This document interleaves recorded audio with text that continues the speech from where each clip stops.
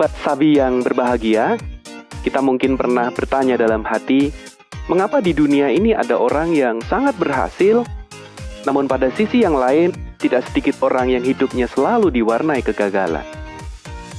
Ketika diteliti lebih jauh, ternyata tidak selalu orang yang sukses adalah orang yang lebih pandai atau pendidikannya lebih tinggi daripada mereka yang gagal. Dan belum tentu juga orang yang sukses lebih beruntung daripada mereka yang gagal. Ada beberapa faktor penting yang membuat seseorang gagal atau berhasil.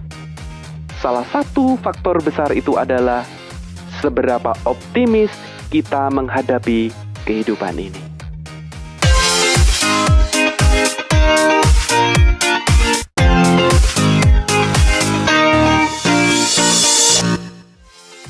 Sobat Sabi, sikap optimis adalah sebuah sikap yang terbentuk dan terprogram sepanjang hidup manusia sejak kita anak-anak.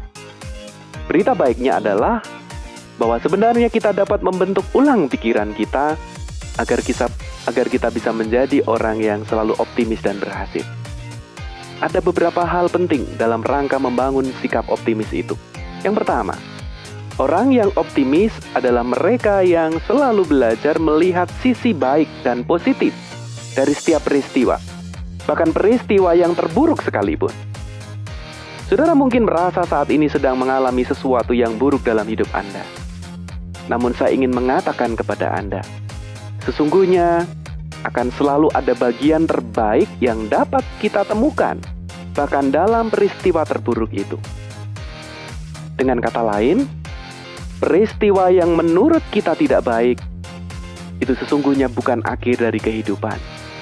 Namun sebagai orang yang diberkati Tuhan, kita akan menemukan mutiara-mutiara yang sangat berharga di balik setiap peristiwa itu.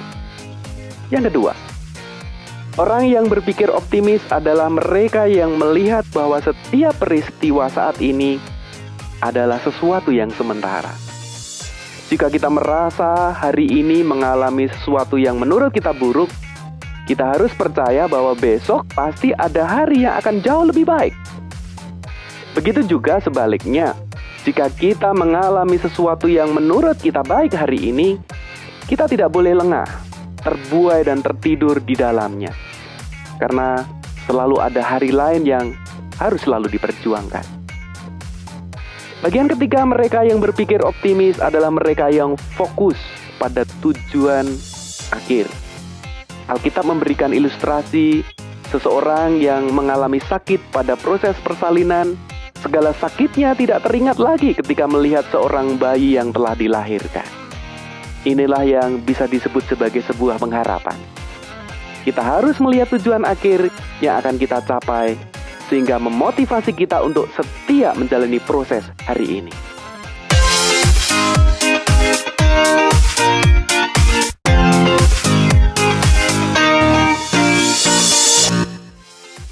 Sobat Sabi, mari kita belajar dan berproses menjadi orang yang selalu optimis.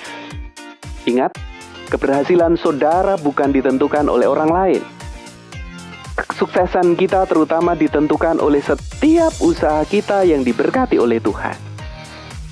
Dan sikap optimis merupakan salah satu berkat Tuhan yang harus terus digali, dikembangkan oleh setiap saudara dan saya, agar kita menjadi orang yang berhasil dan diberkati.